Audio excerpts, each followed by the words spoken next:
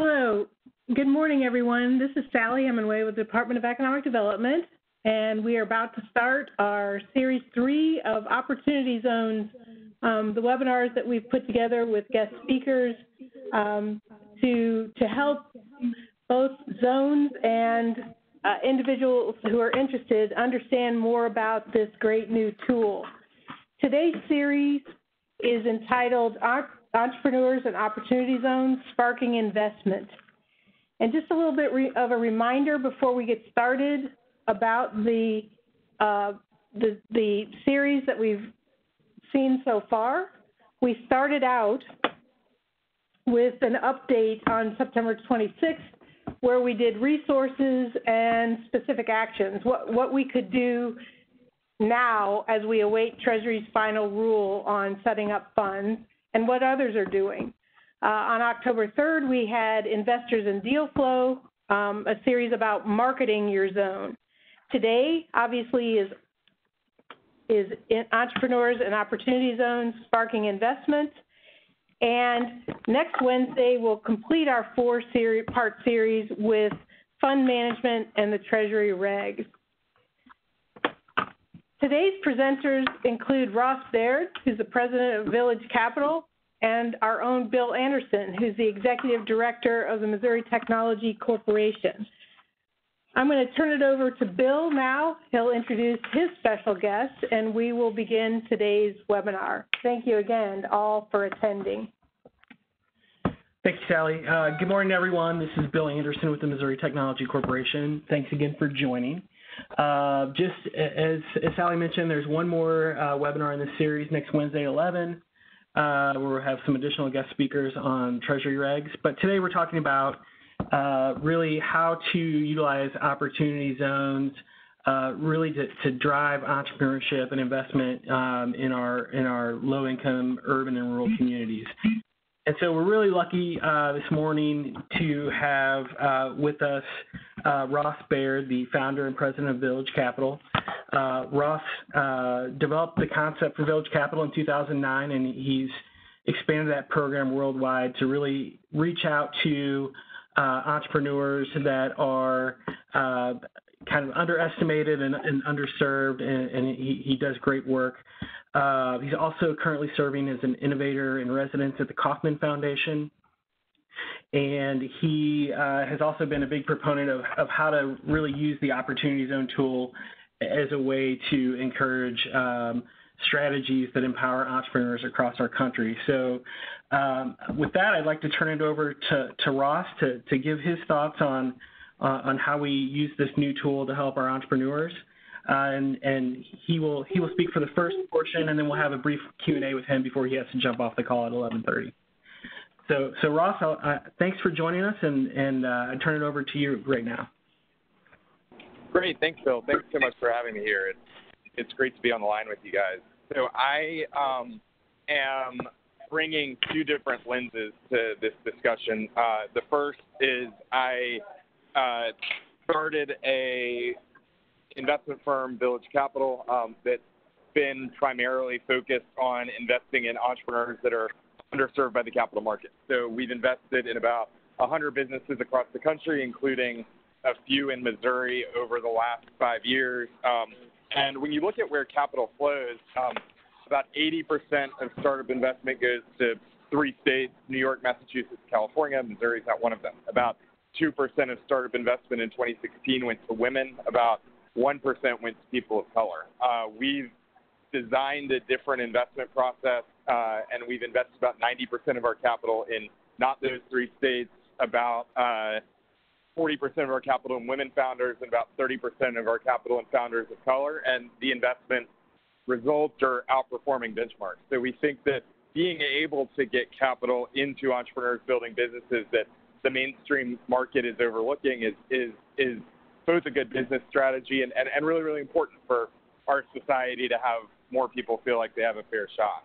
Over the last year, I've been on a fellowship with the Kauffman Foundation, taking a look at a big scale ways that we're able to get more entrepreneurs across the country access to capital. And we have been looking at a few things.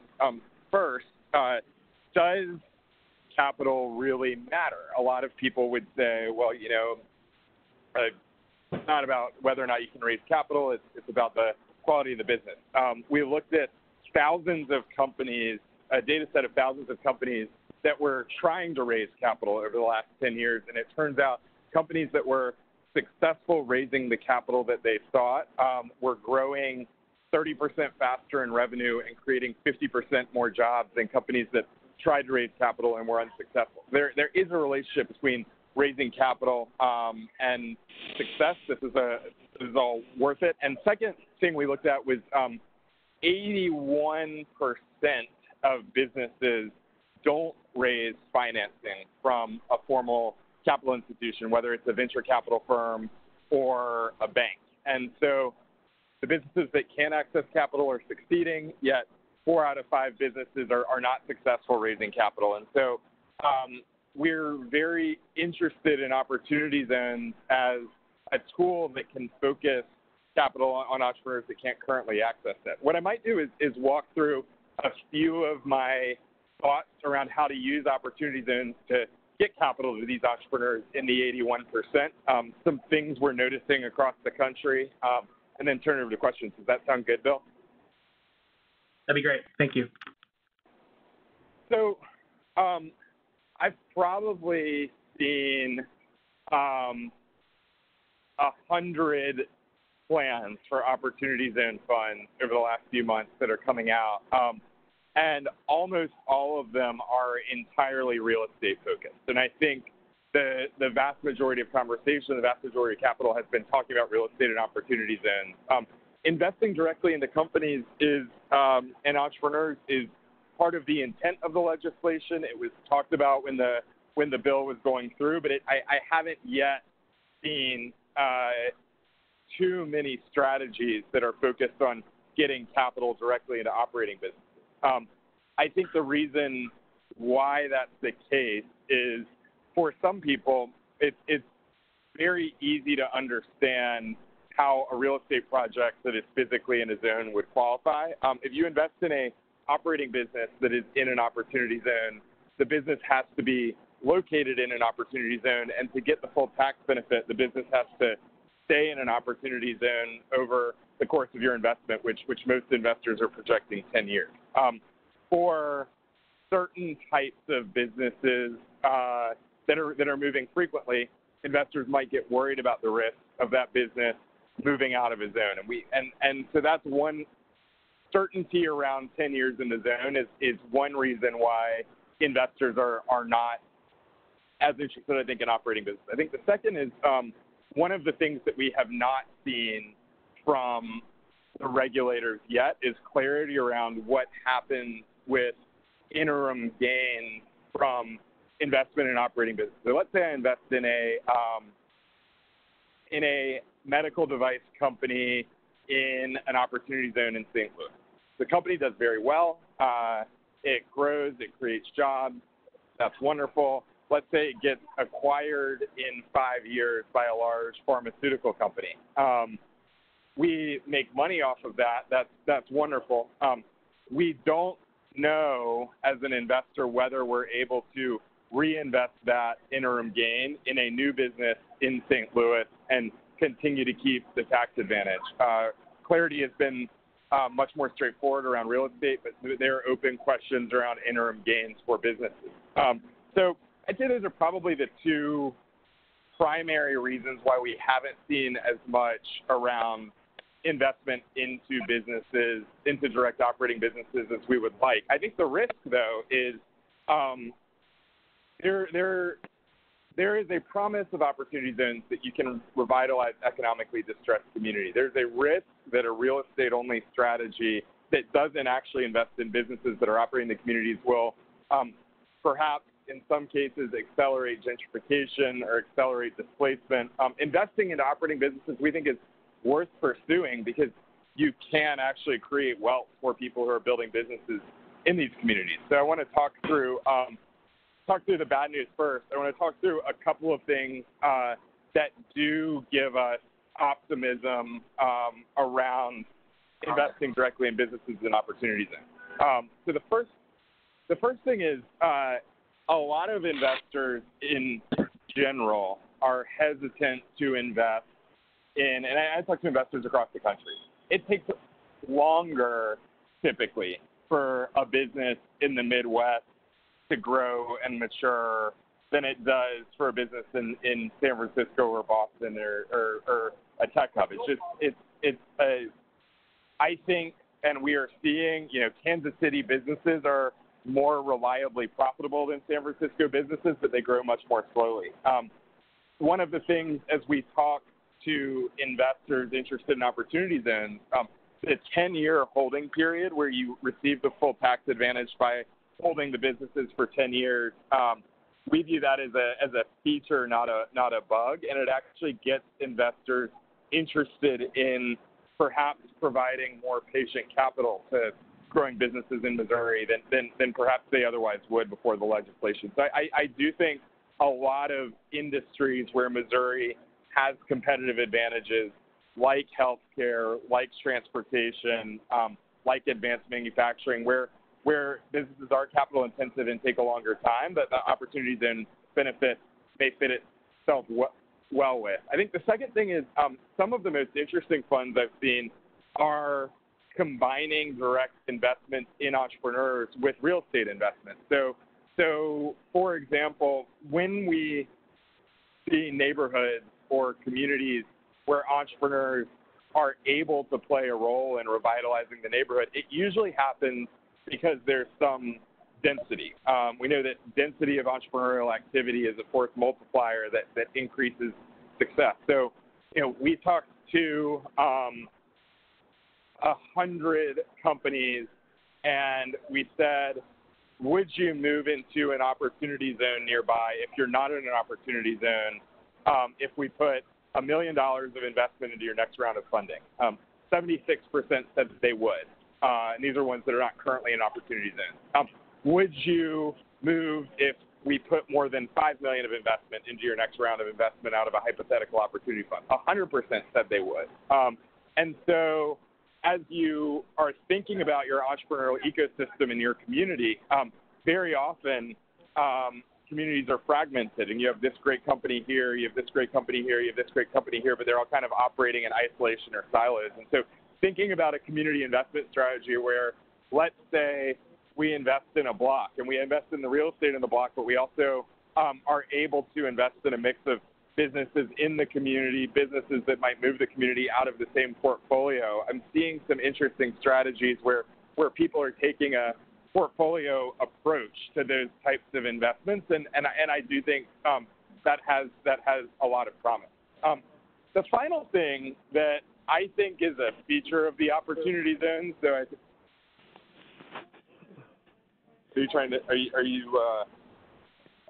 sorry, Bill, are you trying to say something? Nope, keep going. We're on track here. Sorry, I'm on the call, so I'm not on the webinar. No, you're fine. Yeah. Okay, good, yep. Good. The final thing that we're seeing I think this is one of the things that has caused some confusion in the venture capital world, but I actually think it's a positive feature of opportunity zones, is the time horizon to invest in businesses. We are awaiting final regulatory clarity, but if I am investing in an opportunity fund, if I sell any asset I own, let's say it's stock in Coca-Cola, I sell my stock, I have 6 months to put that money into a fund. It is unclear how long that fund has to put money directly into an operating business, but our sense is, from talking with regulators, is it's going to be a much shorter rather than longer turnaround. So if I raise a venture capital fund today that's not an opportunity fund, I might raise a $50 million fund, and I would have 5 years to invest it. And a lot of that time over 5 years, I've been talking to people, finding deals, all the things that would go into my pipeline development process. It's actually going to be, in any instance, a much quicker turnaround from when you raise money to when you deploy money, which a lot of venture capitalists, it's just not how it works. So it's very confusing. But I actually think it's a real promise for community leaders, entrepreneurial leaders who are able to have their act together. I think that there is going to be, once the regulations come out, a large supply of capital looking for effectively shovel-ready projects that are both real estate and operating businesses. And the more you can do to source and syndicate and present those opportunities as whatever context you're in, I think the easier it will be to raise capital. So I would say the communities that I'm seeing that are best positioned to take advantage of the opportunity zone opportunity are already currently developing prospectuses and investment memos and pipelines of businesses saying, listen, here we've identified in Louisville, Kentucky, $7 million worth of investable opportunity in businesses that are fundraising right now. So I think that the most important thing to be focused on right now is in your community or in your industry, building that pipeline of businesses that are either in zones or would be willing to move to zones, raising money, and the businesses are raising money. And if you're able to demonstrate, hey, we have 28 million of investable pipeline in X community of Y businesses, and here are the businesses, and here's what they're doing, I think that will really set everybody up for success. So I know I've covered a lot, tried to just share some national and local observations. Happy to go into more detail on anything I've said or go in a different direction based off where the questions are. Thanks for inviting me. Thank you, Ross. So at this point, we'd like to open it up for any questions for Ross. We're going to unmute everyone's lines just to do that, so there might be a little bit of background noise as I do that. Okay, any questions from the group? I have a question. On entrepreneurship, it looks like from what it's difficult for people who are entrepreneurs to use the opportunity zone for a long term, as far as to build. I don't know how to say it. It's difficult for an entrepreneur to enter into an opportunity zone and build up their business. Question.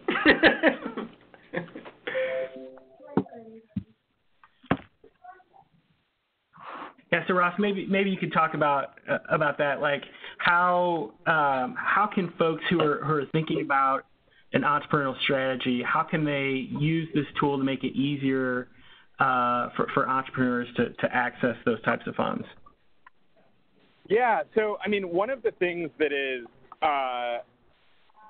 just different about opportunity zones, but if you are someone who is supporting entrepreneurs is actually helpful, is there's a relatively quick window of when an investor sells their asset, takes that money and invests in the fund, and then the fund needs to invest in the company. And so really, if I am, let's say I'm a business in St. Louis, if I want to access opportunity zone investment, it will probably be October 2019 would be probably the right time for me to actually raise money. At some point in the second half of next year, because you need to raise the fund and then you need to deploy the capital. And so if you're working with entrepreneurs now, this is actually a really helpful capital planning strategy to say, okay, let's assume you're going to try and raise money 12 months from now. How much money do you anticipate you'll need? What metrics do you want to hit between now and then? What are you going to use the money for? What is your hiring plan? Who can you be talking to now so that you're able to hire people when you raise the capital? It's just basic strategic planning, but it puts a sense of the opportunities in capital potentially puts a sense of urgency around it. So let's say today I'm an entrepreneur. I say, listen, 12 months from now, I'm going to raise $2 million. Here are the milestones I plan to hit. Here's how I'm going to use it. Would love for you to consider being a part of it, but it may take some time for you to sell your asset and then put it in the opportunity fund and put it in my company. You can use this tool in helping entrepreneurs with a 12 to 18 month capital plan, and be very transparent with investors of, I'm not asking you for money now. I want to ask you for money in 9 to 12 months, but here's what my plan is. So I think this is a very, very helpful focusing event in strategic planning if you're working with entrepreneurs every day. Okay, that's great. And I have one more question. How do properties that are in the opportunity zone, we've got properties that are, quote, shovel ready. How do we find businesses who want to move into the zone? It's just direct conversation. So, for example, there is a property that a foundation is developing in Atlanta in a low wealth community. And the firm I started, Village Capital, has 2 investments that are currently headquartered in Midtown Atlanta, which is a pretty well-off part of town. But their customers they're health companies, and their customers are Medicaid reimbursable patients. And so I had a conversation with these 2 companies that employ collectively about 35 people, saying, what would cause you to consider moving your headquarters from your office building in Midtown Atlanta to this possible development on the west side that's much closer to your constituents? And one of them said, well, we do some manufacturing. We had actually looked at doing manufacturing at this site in Chattanooga, but if this site could have these specifications, we'd actually rather create manufacturing jobs in our hometown rather than open it up down the road in Chattanooga. The other one said, we want this ABC Class A office space. We'd want, like a coffee shop or somewhere because we have a lot of people coming through when they take meetings. So both of these businesses had interest in moving into this distressed community in these vacant buildings, but both of them had very specific things that they wanted. So then I go to the foundation who's developing the project and say, hey, if you have these 2 anchor tenants that are creating jobs, here's what they want. Can you build that into the development plan? And it was something they were very receptive to. So I think it's looking at promising businesses that have a mission or a connection or an impact in the communities that you care about but may not be based there now, and say, what would it take for you to be a tenant? And these don't have to just be startups. These could be pizza franchises or car washes or, coffee roasters or any business that creates activity and creates jobs. I would just say it's conversations with the management teams of these businesses and how you find them. Depending on where you are, there's Sourcelink in Kansas City that's a good directory registry. That would be one place to start. But what was it? Sourcelink? KC Sourcelink, Sourcelink. So it's a partner of the Kauffman Foundation, and they're an excellent resource guide of both entrepreneurs and also entrepreneur support organizations. And Sourcelink has a directory, for example, of incubators, accelerators, funds. And so if you have a property, you can contact these organizations through KC Sourcelink or a resource guide like that and say, hey, if I'm talking to an incubator, I say, hey, we have this potential property. Are there companies that are clients of yours that might be a fit for the property? Could we talk with them? So I'd say directories like Sourcelink, or in St. Louis, there's a group called T-Rex that has done some organizing of some of the higher growth businesses, and I'm happy to talk more offline about other resources, and I know Bill and team know the resources very well too, but going to a lot of these entrepreneur support organizations and investment firms and incubators and saying who in your orbit might be a good tenant for this possible development would be one place to start. And you said that was called T-Rex? What did you say it was called? In St. Louis? Yeah, we'll talk about that. I'll actually talk about, this is Bill, I'll actually talk about that here in a little bit. So, okay. So one question that I'd like to kind of throw out there for Ross, because I think it's important, is this concept of, using opportunity zones to kind of restore economic dynamism across the country. Ross, you talked a lot about that, and I'd like for you just to maybe take a minute and explain, what you mean and why that's so important. Yeah, I'll tell you a story. A lot of economic development incentives, think like Amazon HQ2, focus on big companies. But Hoffman research shows that nearly 100% of net new jobs in America are created by new businesses, businesses that are less than 5 years old. Smaller companies tend to create jobs. Larger companies often tend to shed jobs. And so thinking about how entrepreneur-driven economic development, and Bill, I know you and your team have been very forward-thinking about this, but it's just a different lens.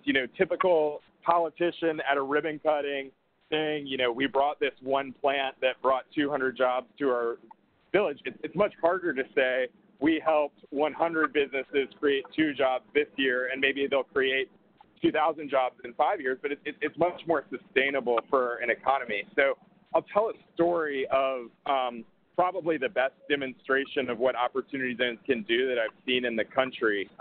There's a firm in Louisville, Kentucky called Access Ventures, and 5 years ago, they focused on one street corner in Shelby Park in Louisville, which is one of the poorest neighborhoods in Louisville, and said, how could we invest in entrepreneurs who can revitalize this street corner? So they had about $4 million in investment capital, and at one corner of the street corner, there was a building that was actually a undercover brothel. It was a hub of Louisville sex trafficking industry, and it was an awful problem.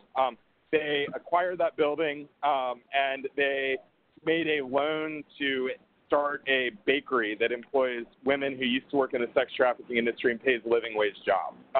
Across the street, they invested in car wash, coffee roaster, appliance repair shop, storefront, Main Street businesses. They also invested equity in higher growth companies. They did convert some of the abandoned buildings to affordable mixed-use housing and commercial real estate. All in all, they invested 5 years ago in this neighborhood $4 million, and they invested it in 36 different businesses. All of these are entrepreneurs starting things big and small. 5 years later, that $4 million has yielded, as a portfolio, has doubled in value, which the investors are very happy with. For the neighborhood, it's taken 5 years, and there are net 250 new jobs just at this one street corner off of that $4 million investment. And they're powered by the tech company and the coffee roaster and the appliance repair shop and the bakery and everywhere in between. And so I would say, instead of thinking about how do we land this one big company whale and get their attention, it's how do we plant dozens of seeds, knowing that when you have that density in that ecosystem, you really can see change and transformation. So this demonstration in Louisville, that city, that neighborhood has now been designated an opportunity zone. Opportunity zones were not around 5 years ago. But that, to me, thinking about a neighborhood or a community as a portfolio of entrepreneurs is one of the ways to realize the promise of this opportunity. Yeah. That's great. Thanks, Ross. Any other questions for Ross? I know he has a stop here. All right. Well, hearing none, Ross, thank you so much for sharing with us today. For those on the phone that are more interested in learning more about some of Ross's thoughts around entrepreneurship and how that plays into economic development, he actually wrote a great book last year called The Innovation Blind Spot. I've read it. It's a great book. It's required reading for my team. So if you want to learn more about how Ross thinks about economic development through entrepreneurship, that's a great read for you all. So Ross, thank you so much, and we'll talk soon. Yeah, I appreciate it. And if anyone has any further questions, Bill's got my contact, so happy to follow up if I can be useful as we all try to realize this potentially great opportunity. Thanks a lot. Great. Thanks, Ross. So so one of the things that I asked Ross about there was this concept of economic dynamism, and what you'll see in the research is that it's really declined since 1992 to now, and over since the last recession, even more significantly so. You'll see that Missouri kind of tracks that trend, and that's important because more dynamic economies are more adaptive to changing trends in the market and able to kind of survive downturns and things in a much better way. Also, the dynamic states tend to have more of their population living in if you break down the zip codes in a state into quintiles, the more dynamic states tend to have more of their population living in the more prosperous zip codes versus the less prosperous ones. So it's another way of looking at kind of the health of your economy. It's not the only way, but this concept of using zones to make our economies more dynamic is really important. And so one thing that the thing that I really want to talk about this morning is how do we use this new tool of opportunity zones and really maximize the impact we can have if we use an entrepreneurial strategy? One thing that Ross mentioned, and it's a great lead into kind of what I want to talk about, is kind of that density of entrepreneurs is really helpful and a key to of making these things successful. So kind of what I've sketched out here are some ingredients for success around entrepreneurial economic development strategies. So really you need kind of three things. You need capital investors, you need entrepreneurs and talent who can take ideas forward, and you need the infrastructure and support resources to really help them navigate their way. So, if opportunity zones are one of the tools that we use to provide capital, then where do we find our entrepreneurs and how do we support them? So I put this picture here because I think a lot of times, what we don't want to do is treat opportunity zones as just airdropping a bunch of capital into a region, and then that's going to fix everything. What we need to have is a way to really maximize the input of this and to build a strategy around that. So, two questions that I think we need to answer. One is how do we find our entrepreneurs? And there's a lot of different ways. But really, one of the things that you need to do is create opportunities to bring entrepreneurs together. I think, over time, what we found is when communities do this, they find a lot more entrepreneurs than they thought they had. Different communities use different tools for this. 1 Million Cups, which is a program launched by the Kauffman Foundation, it is a way that brings entrepreneurs together typically every Wednesday morning. Gives entrepreneurs a forum to talk about their ideas, to connect with each other and connect with other people that are there to help. There's Million Cups chapters all across Missouri currently: Kansas City, St. Louis, Springfield, Sedalia, Jefferson City, Cape Girardeau, and Columbia. And that's a great way. And other communities have maybe not necessarily a Million Cups type program, or that's branded Million Cups, but it's similar. Clay County does one at their incubator. So that's one way. Other communities have pitch competitions. Last year I had the opportunity to help out on one in Montauk County, which was really fun. Startup weekends, we have those across the state, and also just other types of networking events for entrepreneurs. And then the other thing that goes into density is finding or creating places where entrepreneurs can interact. And so, whether that's an incubator or some other type of event space, it really it differs from community to community, but there's always good ways to really find those spaces for folks to get together.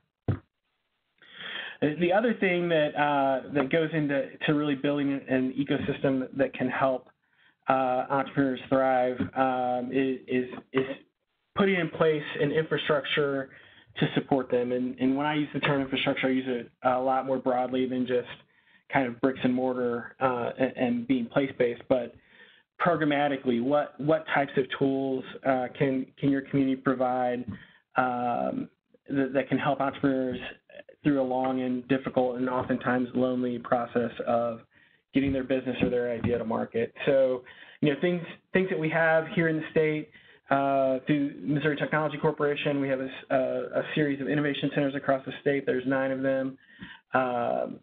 There are small business technology development centers, which have business counselors and offer classes that's run through the University of Missouri Extension. There's other incubators across the state. There's mentoring programs. And then, one thing that when you bring these entrepreneurs together, asking them what your community can do to help them. Oftentimes, entrepreneurs in your community know best what they need to help them thrive. So, asking them, having a dialogue and a conversation that's ongoing with them about what they need and what tools communities can pull together to help them is a key ingredient there. So, we have a lot of great examples of where this is happening already across the state, where entrepreneurship is changing communities. So, St. Louis is where I'll start, but it's definitely not where I'll end.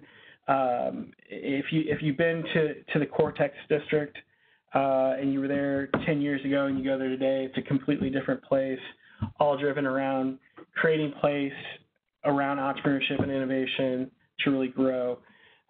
39 North in St. Louis County is doing the same thing around innovation and entrepreneurship, focus on agriculture technology.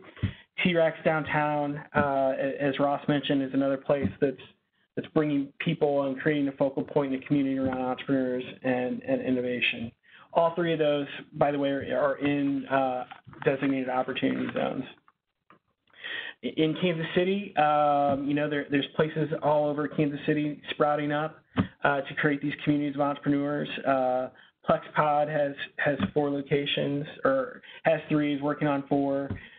In Westport, in the Crossroads, where they just took over the Think Big co-working space, they're talking about a new spot in the River Market. Also, iWorks in Clay County. iWorks is in a zone, and also even just yesterday, there's talk about a proposed innovation district in Kansas City, which would connect the Crossroads to the 18th and Vine area, called the Keystone Innovation District. That area, also a good portion of that, is in an opportunity zone. So a great opportunity to kind of marry those concepts and bring growth there. Other examples: St. Charles, OPO startups. This is not necessarily in an opportunity zone, but a great example of where they took an old post office that no one was really using and have turned it into really a hub for entrepreneurship and innovation in their downtown. The E-Factory in Springfield, also in an opportunity zone, just celebrated their 5-year anniversary, and they are full of capacity. They have co-working, they have office space, but they also have the SBTDC folks there. They have the Innovation Center folks in Springfield. They launched their own accelerator program. They also have a SCORE mentoring chapter there. So, another great example as you think about, how to build this kind of community in your community of some place to be. So I talked about some of the bigger cities, but also, even in places like Cape Girardeau and Fulton, there are folks that are building entrepreneurial communities that bring folks together. Codify is redeveloping part of the downtown. In Fulton at the Show Me Innovation Center, they took the old city jail that wasn't being used, and they brought together their Chamber of Commerce and their development corporation to create a hub where entrepreneurs could work together with their community. So, lots of great examples of communities out there. Happy to connect folks with those, or if you have questions about any of these individual kind of examples, we can talk about those. Another thing that Ross mentioned while he was talking is Sourcelink, and he mentioned Kansas City Sourcelink. But what I want to tell you about is, we've done a lot of work over the years in helping communities build ecosystems. And one of the things that we're doing now in partnership with Sourcelink is rolling out a Missouri version of Sourcelink so that any entrepreneur or any community across the state can use this resource to find resources in other communities or even within their own communities that they didn't know about. So this is a partnership that MTC is working with the University of Missouri system to really create a resource for entrepreneurs and communities to build networks and share best practices and resources, so that an entrepreneur, in really any community can have access to some of the things that entrepreneurs in larger communities have. So Sourcelink, we're currently in the process of building the inventory of resource partners out there and look for more word coming out about that here soon. But it is open and online, and we continue to add resources to it every day. So definitely check that out. And then also, so here at MTC and at the Department of Economic Development, we have a couple tools that communities can access to help build ecosystems in their communities. Missouri Technology Corporation, we have a grant program called the Missouri Building Entrepreneurial Capacity Program, which we call MOBEC for short because that is a really long name and it's quite a mouthful. That is a competitive grant program where we provide catalytic funding to communities and entrepreneurial support organizations to build out programming or to build out physical infrastructure to enhance a community's ability to deploy an entrepreneurial economic development strategy. And also the Department of Economic Development has a small business incubator tax credit program where they can provide contribution tax credits for organizations and communities that have incubators or are trying to start them. So those are some of the tools we have. Also, we're available as a resource to anybody that is thinking about this and wants to kind of pursue that strategy. So with that, I would open it up to Q&A for any additional questions that folks might have. Okay, we're going to go ahead and take everybody off mute. Bear with me if we have some background noise. All right, any questions from the group?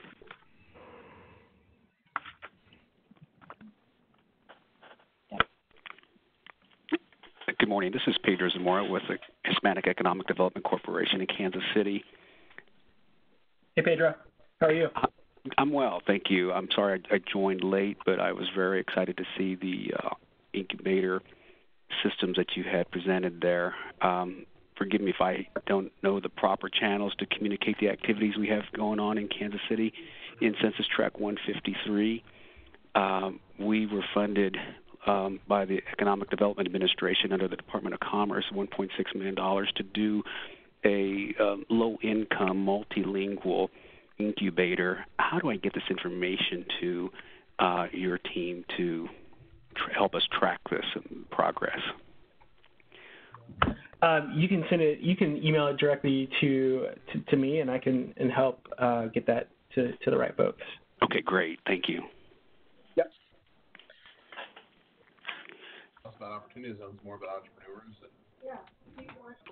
I got another second question to this. Would our investment today, this is a shovel-ready project, would that also be counted as an opportunity zone investment project?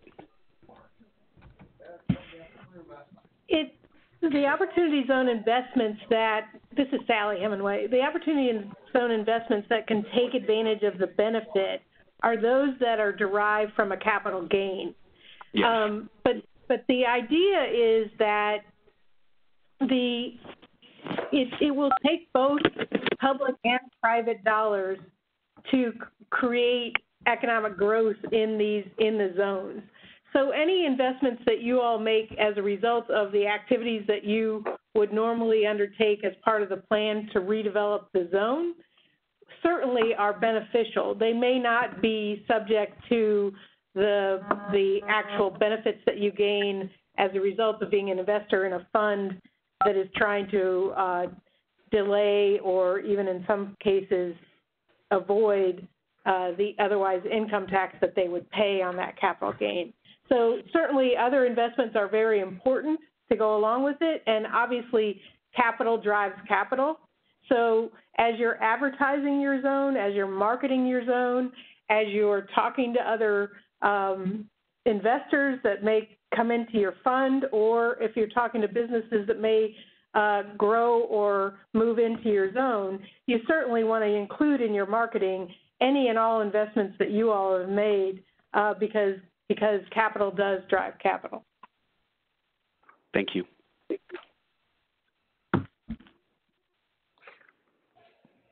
Do we have any other questions from the group?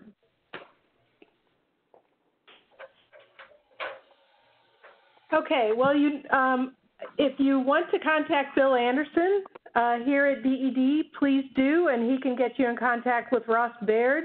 I want to thank both of our speakers today to help us understand how this new tool can really help spark investment and how we can include that important sector of economic growth, being entrepreneurs, in the development and redevelopment of our opportunity zones in Missouri. Just as we have done with the other presentations, the PowerPoint will be posted on our website along with the recording, knock on wood. And if you want to review the webinars at any time, they'll be posted on the website. For all of you that have signed up for next week's, we'll see you at 11 o'clock on Wednesday next week. If you have not signed up, if you did not choose that option when you signed up today, you can go back through and register again for next week. We'd love to have you back again. We've had significant attendance at all of these, and we'd like to hold that through our final Wednesday webinar. So thank you all very much. Have a great lunch and have a great rest of the day. Take care.